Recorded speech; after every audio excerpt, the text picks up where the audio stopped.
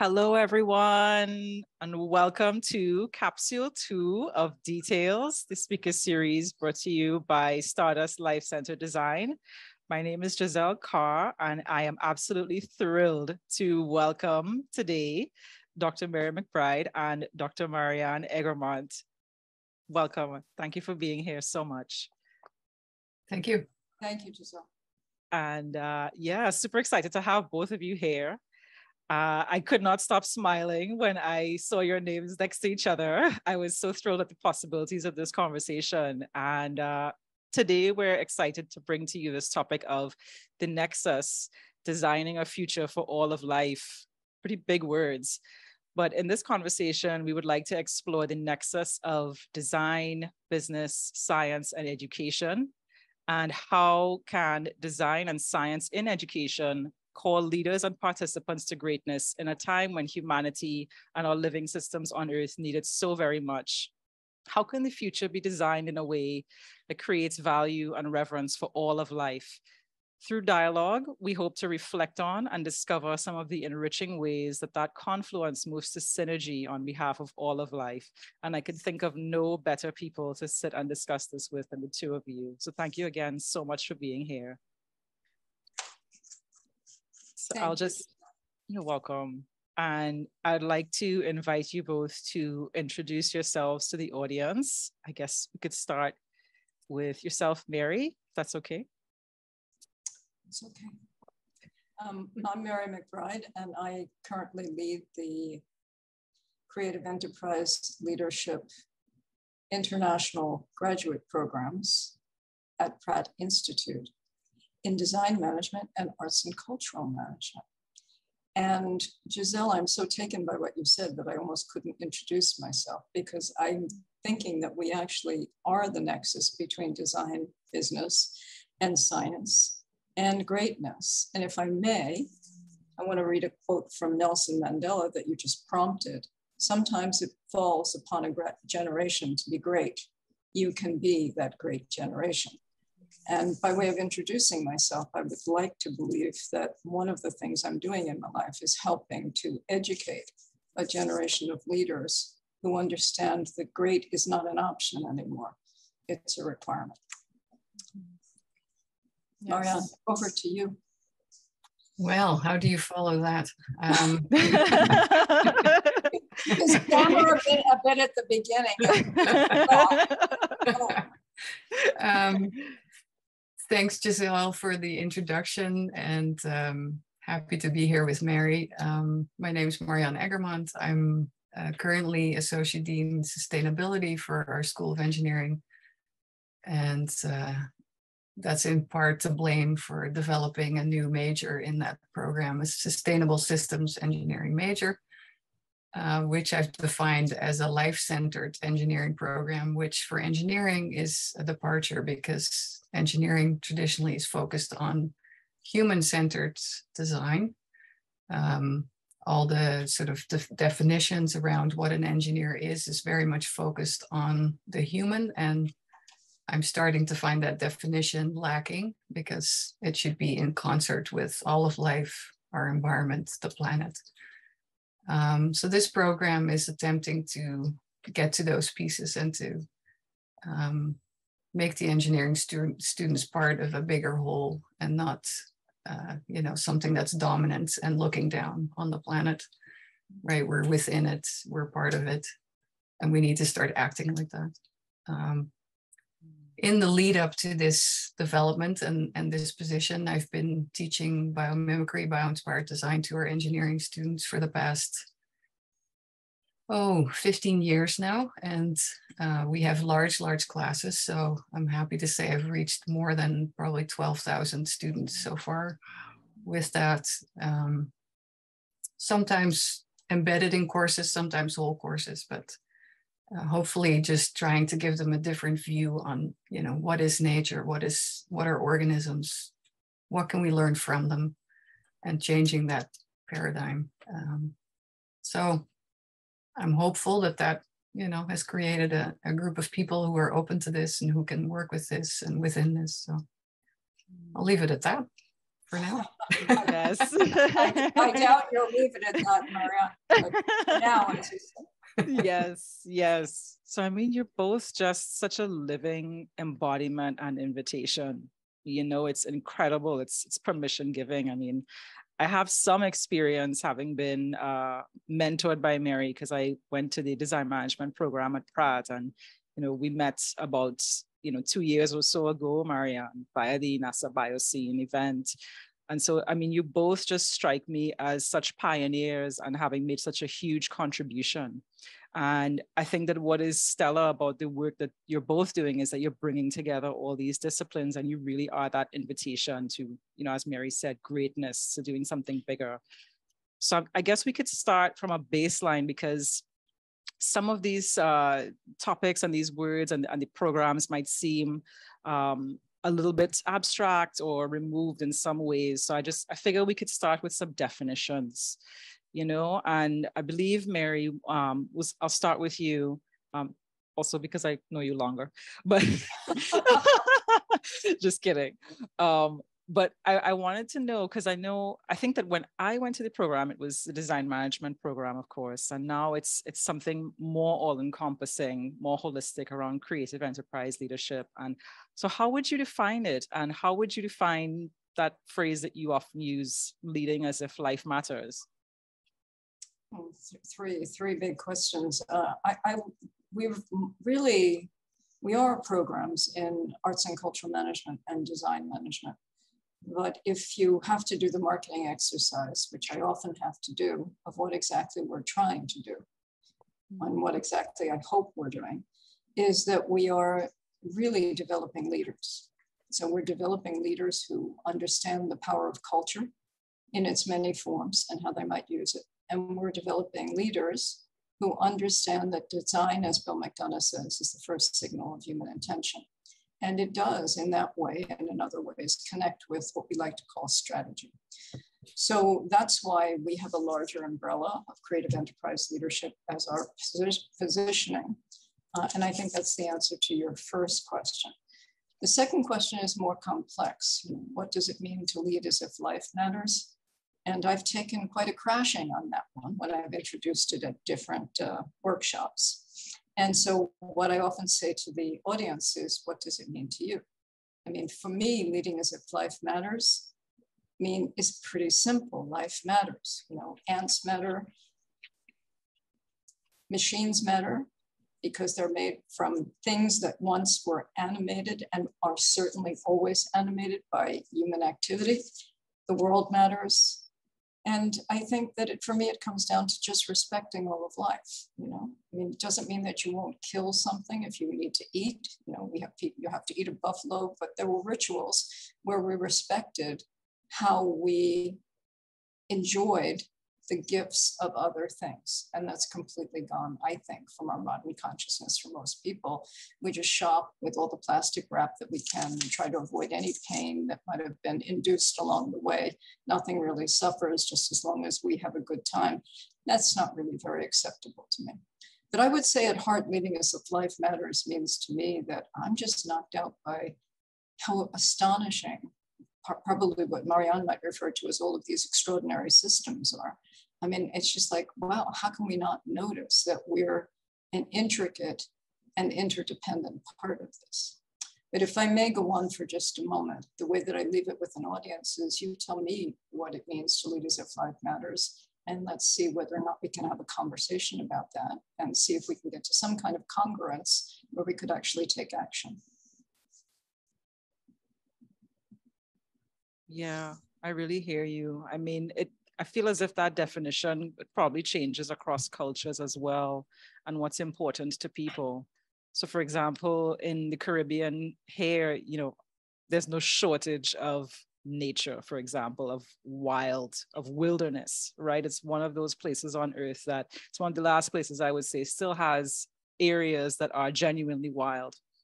And so what that means is that it becomes difficult actually to convince people who live here of the urgency of leading as if life matters, because, oh yeah, well, the hillside is like that. It's always going to be like that. It's always been like that, until you start to see scars on the hillsides. You start to see rainforests gone.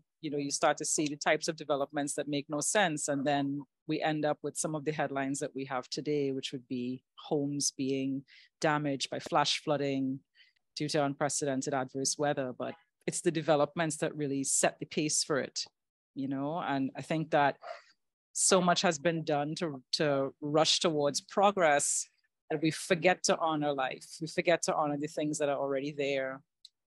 And from that vantage point, I think that we're blessed in that way. We're quite lucky to have the natural resources just constantly around as a living reminder. But I would say that, yeah, we definitely may not always see the signs. We may not always see the signs. We may not always understand the complete urgency of it. And the fact that we're on the front lines of it too. So, I mean, it's an interesting tension to manage. It's an interesting tension to manage. Yeah, Giselle, if I may, I'd love to hear what Marianne has to say about that. I would suggest that in my experience, when people don't know what it means, when they don't know that life matters, you can pretty much predict that they don't know that their own life matters.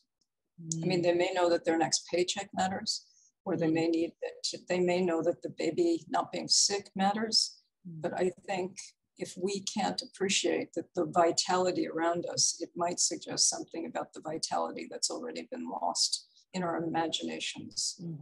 So just a thought. Deeply. Yeah.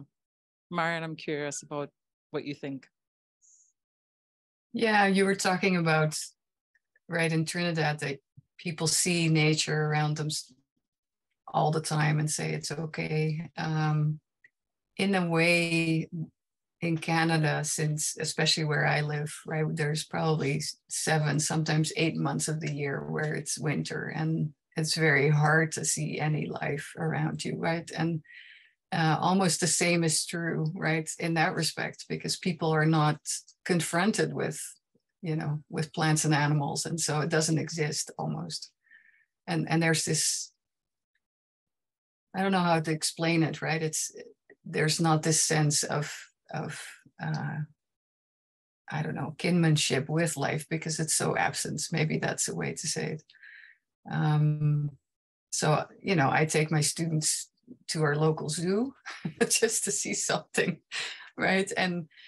And we can argue about, whether zoos are a good idea or not, right? Our zoo, we're lucky to have a conservation research institute attached to the zoo, and they do a lot of great work locally and worldwide. But it's a way for students to reconnect, right? And just we tell sort of biomimicry stories at the habitats and have them think about this animal in a completely new way and try and connect again, right? So how are we linking into locomotion? How are we linking into respiration? How are we linking into all these systems that we do ourselves, right? And seeing parallel systems and understanding what we can learn from that. And then especially for engineering design, right? Some of these systems are extremely beneficial to learn from.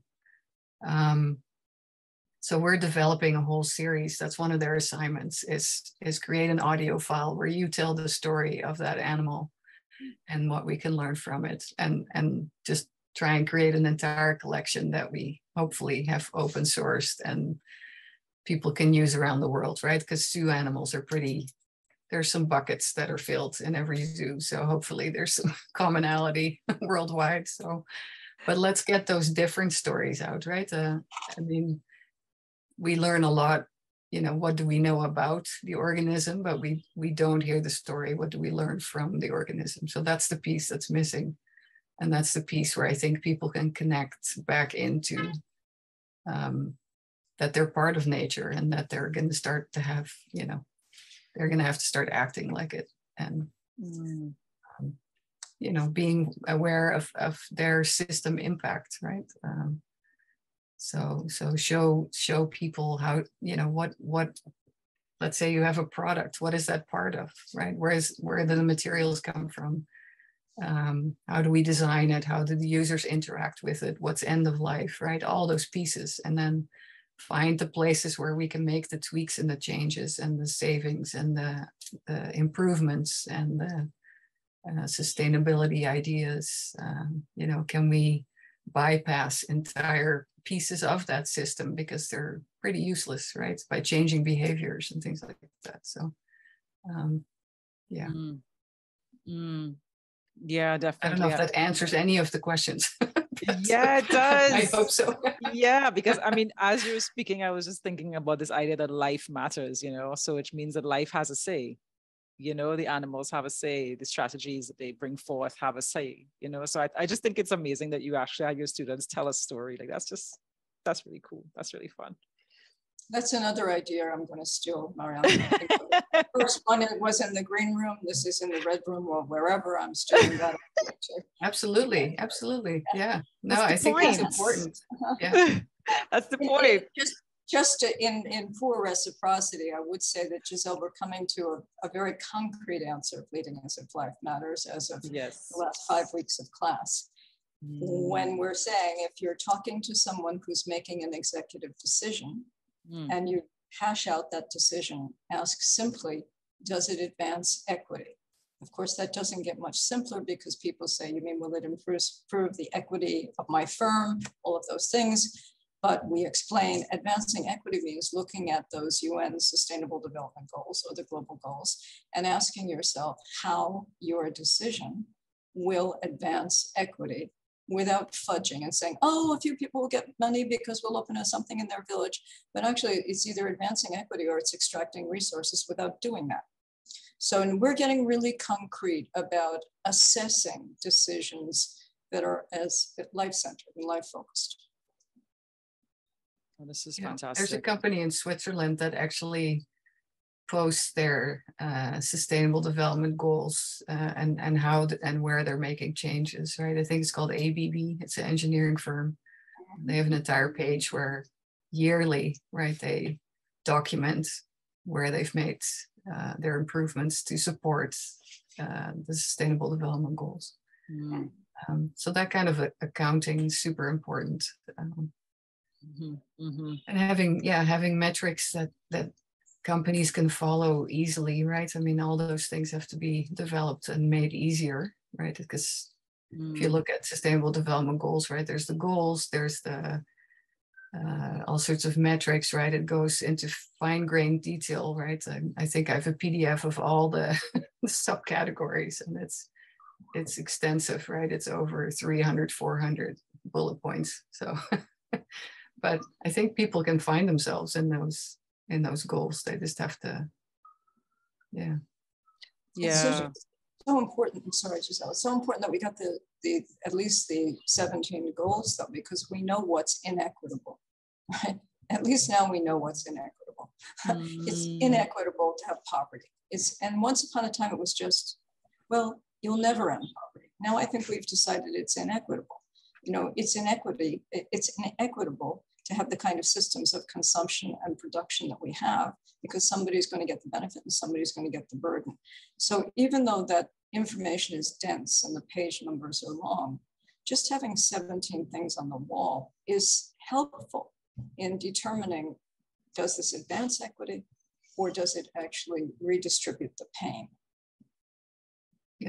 Yeah, it also just creates this space of deep abundance for the solutions, right? It means possibilities has to land somewhere within those 17 things. That's the beauty of it. You can use it and really develop as many solutions as possible. So I'm curious now, I want to pivot us a little bit into the context of your work and some for the sake of brevity, I guess, your work in education, because I know you both are in many other things. And I'm curious about some of the issues you may have had to overcome on this journey as educators. I mean, Marianne, you did mention, what was it, 14,000 students, 12,000 students? I'm pretty sure Mary has touched as many, you know, if not more. And I mean, I worked with Mary for about 3 years, and she may have touched 12,000 in the 3 years, just saying, between the classes, as well as, you know, both of you speak pretty often in front of large groups of people. I'm curious about some of the issues you've had to overcome, but also some of the value that you're graduates bring to the world, some of the things that you've really seen as stellar examples of your work living out in other places? So I guess it's a deep question. I'll just let it land for a second. I guess, how do you define legacy in this age of leading as if life matters? Let's think of it that way, a living legacy. I'm definitely going to steal whatever Marianne says. We'll let her go first this time. You would go first. This is where I'm going on mute. I was like, how could I get the cleverest people I know and ask them the toughest questions? Okay. So, but yeah, but within the context of what you're doing, right? So I guess we can throw back to that idea of greatness and legacy.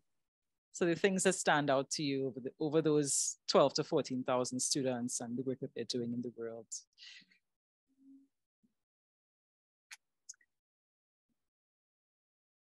That is a hard question. I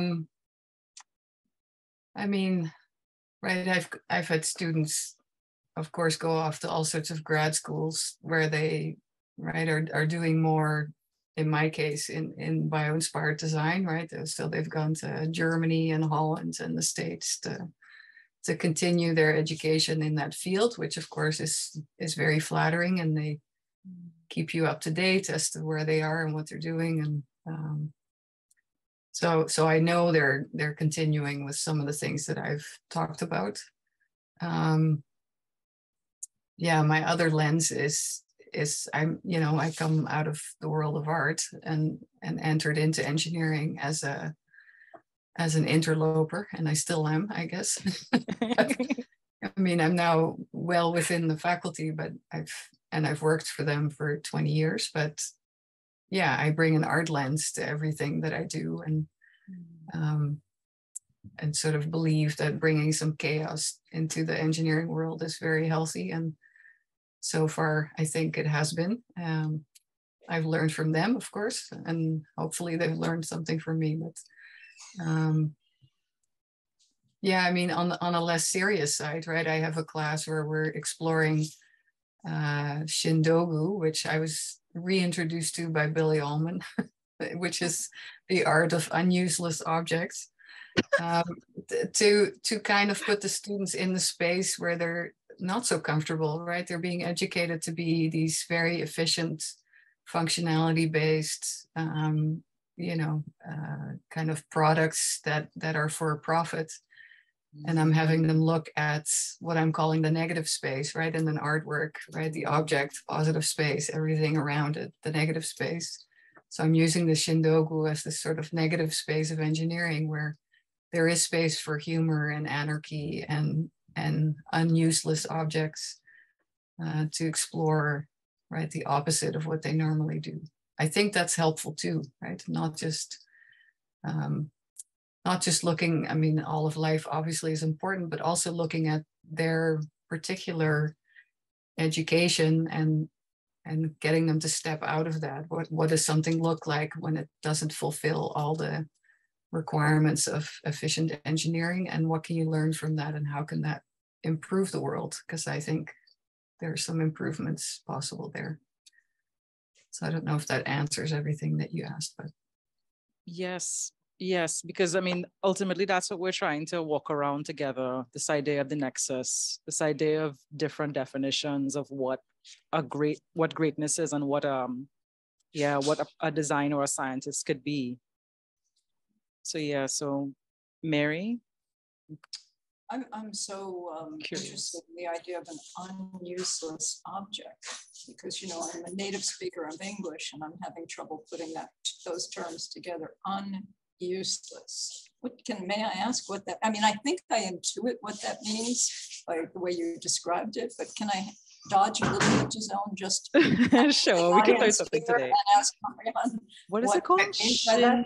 I can give you some goofy examples from this body of work. It comes out of Japan originally. So an example is a little outfit for a baby that also has a mop attached. Since they crawl on the floor, they can clean the floor at the same time. Or high-heeled shoes with little umbrellas over top to keep the rain off your shoes, right? chopsticks with a little fan to cool your noodles as you're eating your food. Anyways, so it's really objects or quote unquote products that's try to solve something but end up causing more problems than they solve. Anyways, yeah, it's quite interesting to have conversations with the engineering students who are so trained in making things efficient and useful and eliminating all the things that I'm asking them for. So it's it blows all of our brains when we're talking about it because we have to think so differently. But yeah, I think, yeah, especially because, you know, my students also have to go out and work with other disciplines, right? And we're actually collaborating with a class that's a communications class. So the two groups are coming together to do this project. And it's fascinating how they interact with each other around this strange object. Like it's a bit of a dance, but it's a super interesting one. Wow, that is really interesting, Giselle. I think you're going to send some links out after the program. Yes, I'm pretty sure.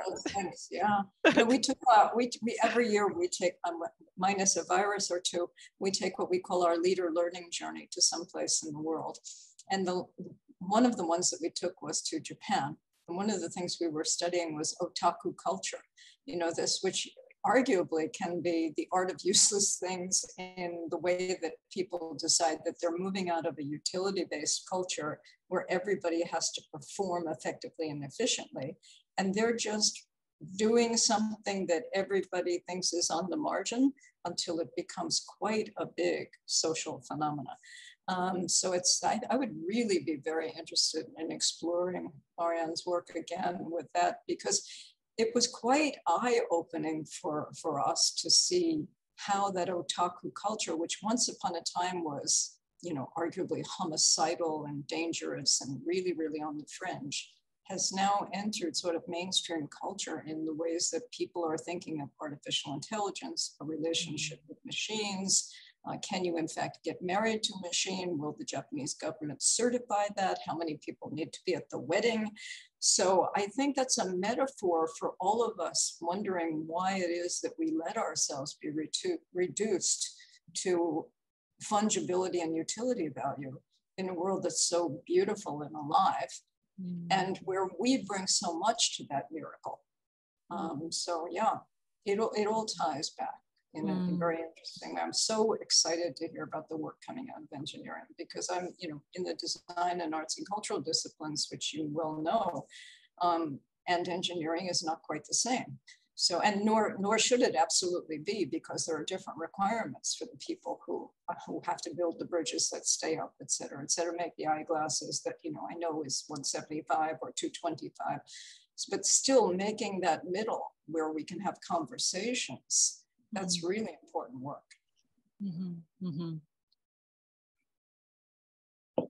Okay, thank you. So that was deeply insightful, guys. So just to segue towards our closing and to wrap up, how would you, what would you recommend to the audience and ways that they could amplify this nexus thinking, this convergence of disciplines? What are the tools and the spaces that you think are the most fertile for this type of change during this time of transition that we're living through, this time of deep complexity? Marianne, would you like to start?